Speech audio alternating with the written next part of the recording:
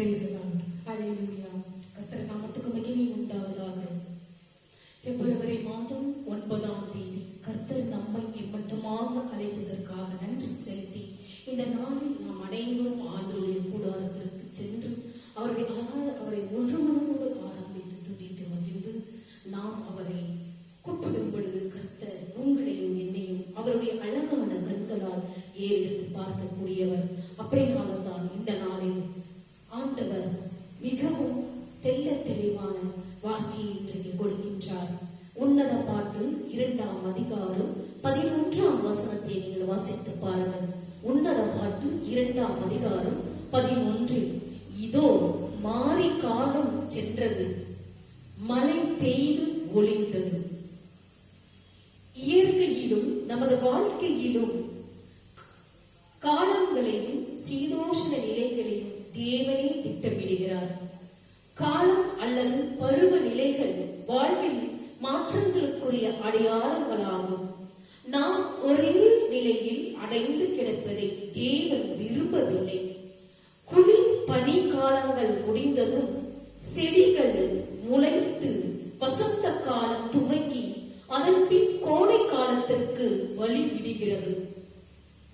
தேவனுடைய இரக்கத்தினால் நம் வாழ்விலும் குளிரும் பனியுமான கடின காலங்களை நீக்கி உனக்கும் எனக்கும் முன்னே இருக்கிற புதிய காலம் அல்லது பருவ நிலைகளை அனுபவிக்க துவங்குவாயாக. ஆண்டவரை நோக்கி நாம் ஜெபிக்க வேண்டும். இப்படியா எனக்குள்ள ஆண்டவரே, இந்த இனிமையான புதிய நாளுக்காக உமக்கு நன்றி செலுத்துகிறோம். நீர் எனக்கு தருகிற ஒவ்வொரு புதிய நாளுமே உமது புதிய இரக்கங்களையும் மற்றும் புதிய நம்பிக்கையையும் எனக்கு தருகின்றன. எனக்கு முன்பாக நீர் வைத்திருக்கிற புதிய காலங்களுக்காக ஸ்தோத்திரிக்கிறோம். அவைகள் உமது நன்மையினாலும் கிருபையினாலும் இரக்கங்களினாலும் நிரம்பி இருப்பதாக என்று நாம் அனைவரும் ஒவ்வொரு நாளும் இந்த நாளில் ஆண்டவரை நோக்கி துதித்து அவரை ஆராதித்து மகிழ்ந்து பாடுவோமாக. உம்மை போல ரட்சகர் ஒருவரும் இல்லை, உம்மை போல வல்லவர் ஒருவரும் இல்லை, உம்மை போல ரட்சகர் ஒருவரும் இல்லை, உம்மை போல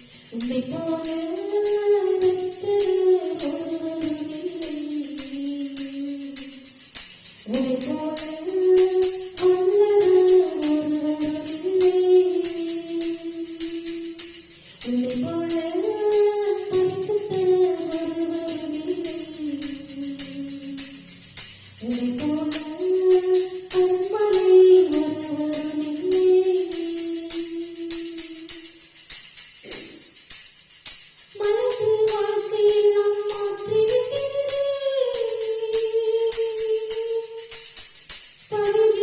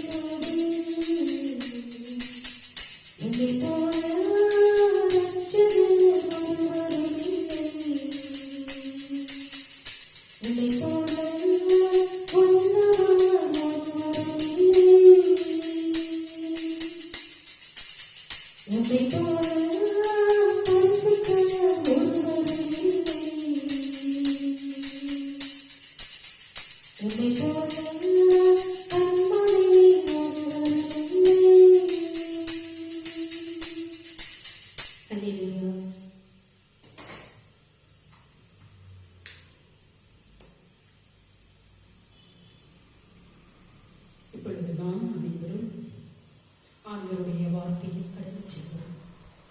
ஆண்டவருடைய வார்த்தையில் ஜீவன் உள்ளது, உயிர் உள்ளது. இதை நீங்கள் மறுப்பதற்கு ஒன்றுமில்லை. எந்த சூழ்நிலையிலும், எந்த நோக்கத்திலும், எந்த நிலையிலும் இருந்தால் ஆண்டவரை நோக்கி கூப்பிடும் பொழுது கர்த்தர் உங்கள் தேவை அனைத்தும் இரட்டிப்பாக சந்திக்கக்கூடியவர். அப்படியாக நீங்கள் அனைவரும் ஒவ்வொரு நாளும் ஆண்டவருடைய வார்த்தையை உங்கள் நாவினால் உச்சரித்து படியுங்கள், படித்து பயன் பெறுங்கள். இன்றைய நாளில் நான் உங்களுக்கு கொடுப்பது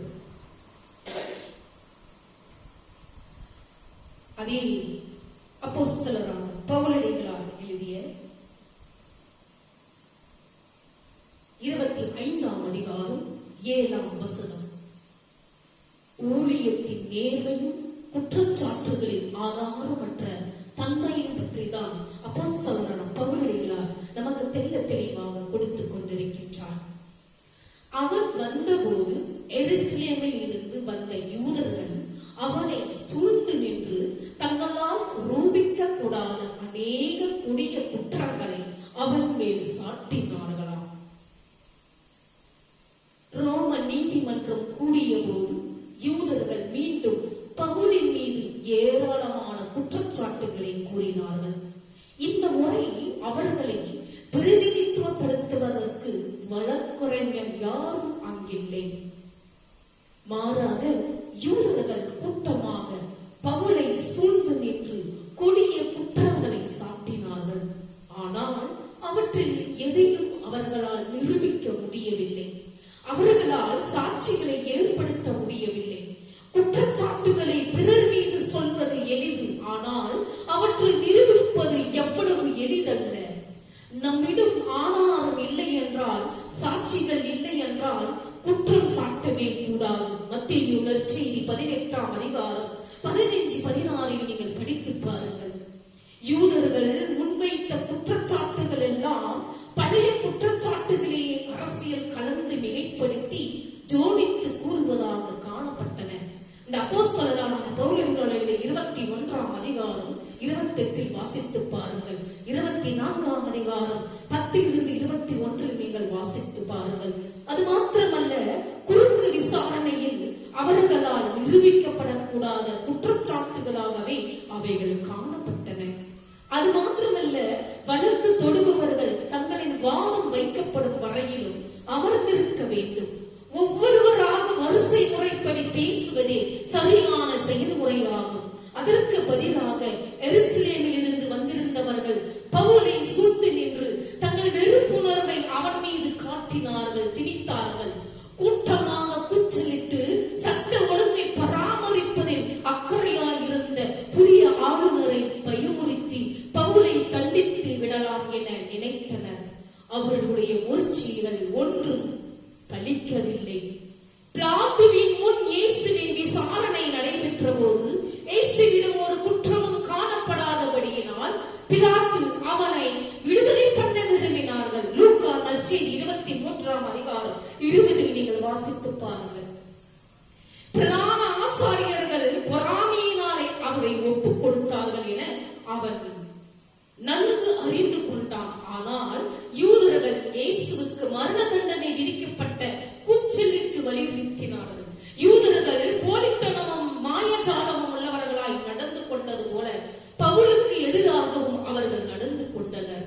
பவுல் எந்த தவறும் செய்யவில்லை.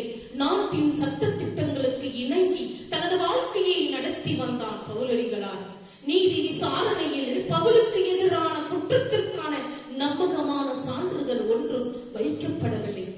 இன்றைய விசுவாசிகளாக நாம் அனைவரும் நம்மிடமும் எதிர்பார்க்கப்படும் இதுதான். நாம் தவறு செய்தால் நம் தவறுக்கேற்ப நியாயம் தீர்க்கப்படுவோம் என்று எதிர்பார்க்கலாம். நாம் பொறுப்புடனும் உண்மையுடனும் நாட்டின் சட்ட திட்டங்களின்படி செயல்பட்டால் குற்றமற்றவர்கள் என்று விடுவிக்கப்படுவோம் என எதிர்பார்க்கலாம். கிறிஸ்துவை பின்பற்றவர்களாகிய நீங்களும் நானும் சவால்களை எதிர்கொள்ள ஆயத்தமாயிருக்க வேண்டும்.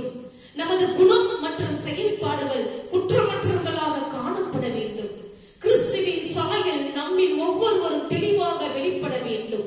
நற்செய்தி பணியில் நாம் பகிர்ந்து கொள்ளும் செய்திக்கு எதிராக மக்கள் எதிர்வினையாற்றினாலும் நமது கிறிஸ்துவ ஜீவியம் மக்களின் நன்மைக்காகவும் தேவனுக்கு சாட்சியாகவும் இருக்க வேண்டும். அதன் மூலம் தேவ நாமம் மகிமைப்பட வழிவகுக்கிறவர்களாக நாம் அனைவரும் காணப்பட வேண்டும். இதுதான் இன்றைய நாளில் கர்த்தர் நமக்கு தெல்ல தெளிவாக வார்த்தைகளை கொடுத்துக் கொண்டிருக்கின்றார். நாம் அப்படியாக வாழ்ந்து கொண்டிருக்கின்றோமா? அப்படியாக நாம் வாழ்க்கையில் செயல்பட்டுக் கொண்டிருக்கின்றோமா என்று நீங்கள் ஒவ்வொருவரும் சிந்திக்க வேண்டும். சிந்தித்து செயல்பட வேண்டும். வாழ்க்கையில் நாம் எதையும் இழக்கலாம், எதையும் துறக்கலாம், எதையும் விட்டுக் கொடுக்கலாம். ஆனால் நாம் வணங்கும் தெய்வத்தை ஒருபோதும் நாம் விட்டுக் கொடுக்க முடியாது. ஏனென்றால் கர்த்தர் இந்த உலகத்தை படைத்தவர். கர்த்தர் இந்த உலகத்தில் ஒவ்வொன்றையும் நீர், காற்று, நிலம், நெருப்பு அனைத்தையும் படைத்தவர். எதற்காக? நமக்காக, மனித ஜீவன்களுக்காக அனைத்தையும் படைத்தார். அந்த மனிதனை நாம் எப்படி நாம் ஜீவிக்கிறோம், ஒவ்வொரு நாளும் அவரை எப்படி நாம் உள்ளத்தின் ஆழத்திலிருந்து கூப்பிடுகிறோம் என்று நீங்கள் ஒவ்வொரு நாளும் சிந்தித்து செயல்பட வேண்டும் என்று கர்த்தர் இந்த நாளில் நம்மை அழைத்திருக்கின்றார். நாம் ஞாயிற்றுக்கிழமையில் அவருடைய கூடாரத்திற்கு சென்று கொண்டிருக்கின்றோமா? ஒவ்வொருவரும் நீங்கள் சிந்தித்து செயல்பட வேண்டும். ஒவ்வொருவரும் சிந்தித்து செயல்படும் போது உங்கள் குடும்பங்களில் மகிழ்ச்சி, சந்தோஷம், சமாதானம் நிலைத்திருக்கும். அதேதான் ஆண்டவர் கூறுகிறார். என்னை நோக்கி கூப்பிடுங்கள், உங்களுக்கு நான் தகுந்த பலனை தருவேன்.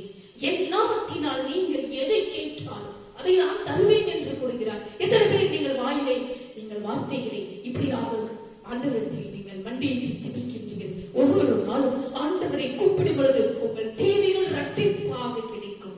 இதை நீங்கள் இன்றிலிருந்தாவது மனம் திரும்பி வாழுங்கள். மனம் திரும்பி வாழுங்கள். ஒவ்வொருவருக்கொருவர் அன்பு கூர்ந்து வாழுங்கள். ஒவ்வொருவரும் அன்பை பகிர்ந்து கொண்டு வாழுங்கள் என்று கர்த்தர் விரும்புகிறார். எத்தனை பேர் நீங்கள் உள்ளத்தின் ஆழத்திலிருந்து அன்பை கொடுத்து பரிமாறிக் கொண்டிருக்கிறீர்கள்?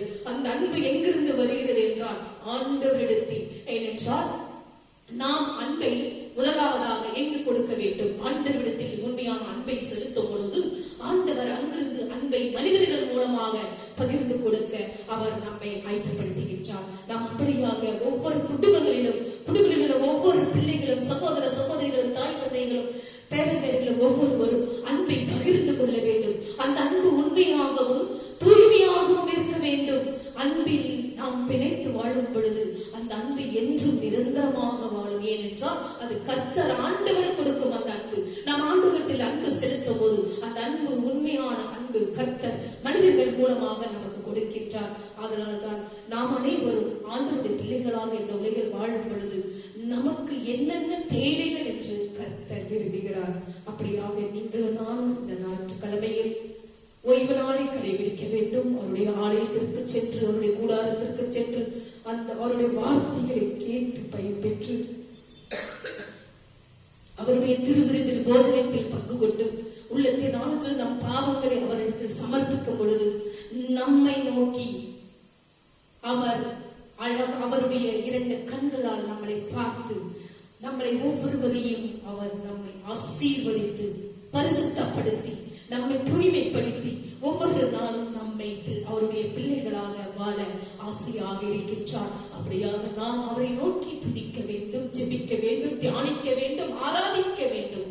இதை எத்தனை பேர் பயன்பெற்று வாழ்கிறீர்கள் என்று நீங்கள் சிந்தித்து செயல்பட வேண்டும் என்று கர்த்தர் தாமே இந்த நாளில் இந்த வார்த்தையை கொடுத்ததற்காக நன்றி செலுத்தி காணிக்கை பாடல்களை பாடுவோமாக.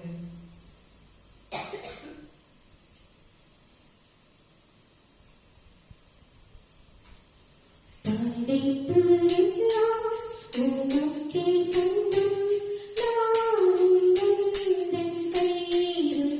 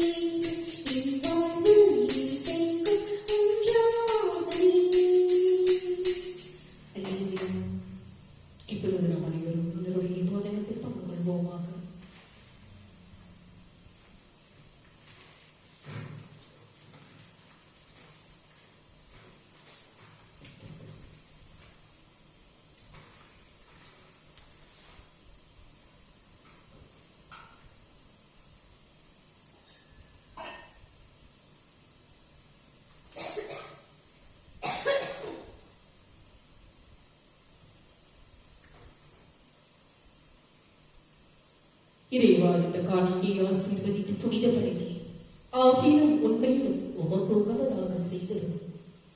இவ்வாறு உங்களுடைய அன்பு திருமகனும் எங்கள் ஆண்டவருமான இயேசு கிறிஸ்துவின் திருவுடலாகவும் இரத்தமாகவும் இக்காணிக்கை மாறுவதாக.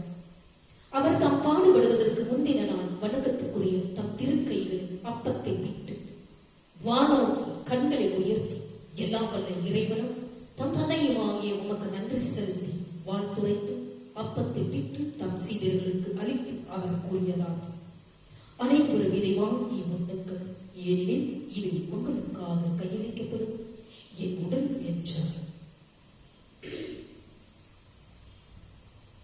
அவ்வனவே உணவருந்திய பின் மகிமை மிகுந்த இக்கிண்ணத்தை வணக்கத்துக்குரிய தம் திருக்கைகளில் எடுத்து மீண்டும் உமக்கு நன்றி செலுத்தி வாழ்த்துரைத்து தம் சீடர்களுக்கு அளித்து அவர் கூறியதாக, அனைவரும் இதை வாங்கி பருகுங்கள், ஏனெனில் இது புதிய நித்திய உடன்படிக்கைக்கான என் ரத்தம். இது பாவ மன்னிப்புக்கேற்று உங்களுக்காகவும் எல்லாருக்காகவும் சித்தப்படும். இதை என் நினைவாக செய்யுங்கள் என்றார். நாம் அனைவரும் நம்முடைய போஜனத்தில் ஒருமனப்பட்டு பகிர்ந்து கொள்வோமாக.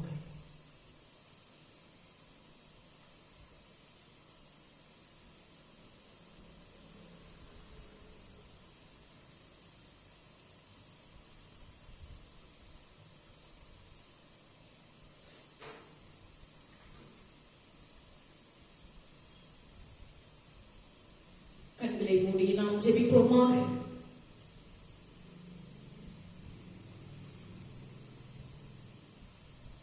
சர்வ வல்லமையுள்ள தேவனே, நீர் எங்கள் தேவன். அதிகாலையில் உம்மை தேடுகிறோம். எங்கள் ஆத்துமா மீது தாகமாயிருக்கிறது. தண்ணீர் இல்லாத வறண்ட தாகமுள்ள நிலத்தில் எங்கள் மாம்சம் உமக்காக ஏங்குகிறது. ஒரு வேளையில் ஒரு நாள் எடுத்துக்கொண்டு உம் அண்டை நெருங்கி வர எங்களுக்கு உதவும். உம்முடன் இன்னும் நெருக்கமான உறவுக்காக நாங்கள் ஏங்குகிறோம் கர்த்தாவே. உம்முடைய வார்த்தையின்படி நாங்கள் உம்மிடம் நெருங்கி வந்தால் நீர் எங்களிடம் நெருங்கி வருவீர். உம்மிடம் எப்படி நெருங்கி வருவது என்பது எங்களுக்கு காட்டும் ஏசப்பா. அப்போதுதான் நீர் எங்களுடனும் எங்களிலும் இருக்கும்போது பிசாசின் எல்லா தீமைகளையும் நாங்கள் எதிர்கொள்ள முடியும். பிதாவாகிய தேவனே, உம்முடைய சீசர்களுக்கும் அப்போஸ்தலர்களுக்கும் எதிரான சூழ்நிலையை உருவாக்கியது போல எங்களுக்கு தொல்லைகளையும் பதற்றத்தையும் உருவாக்க துணிந்திருக்கும் குற்றம் சாட்டுபவர்களின் இலக்காக நாங்கள் இருக்கிறோம் என்பதை நீர் அறிவீர். ஆனால் பரிசுத்த ஆவியானவரால் நிரப்பப்பட்ட அவர்கள் சமூக விரோதிகள் அல்ல, மாறாக நேர்மையான மனிதர்கள் என்பதை அன்றைய தேசாதிபதிக்கும் அதிகாரிகளுக்கும் நிரூபிக்க முடிந்ததால் அவர்கள் அனைத்து எதிர்பார்ப்பர்களையும் பொய் சாட்சிகளையும் வெல்ல முடிந்தது. அதே போல் பொய்யாக குற்றம் சாட்டப்பட்ட போதகர்களை மற்றும் சுவிசேஷர்கள் உமது உதவியால் வழிகாட்டுதலால் சிறையிலிருந்து வெளியே வர நீர் உதவ வேண்டும் என்று நாங்கள் ஜெபிக்கிறோம். இதனால் உமது பிள்ளைகளாகிய நாங்கள் ஏகமாக ஒரு அற்புதமான நாமத்தை புகழ்ந்து மகிமைப்படுத்துவோம். இயேசுவின் வெளியேற பெற்ற நாமத்தினால் ஜெபிக்கிறோம் எங்கள் ஜீவனுள்ள நல்ல பிதாவே, ஆமென்.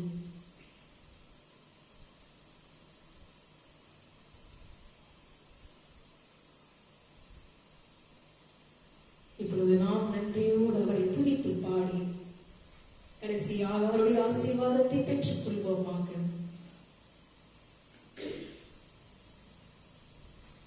நன்றி நீரெண்டே இதயத்தோடு நாதன் இயேசுவை பாடிடுவே, நன்றி பலிகள் செலுத்திய நான் வாழ்நாளெல்லாம் உம்மை ஆராதிப்பேன். நன்றி நீரெண்டே இதயத்தோடு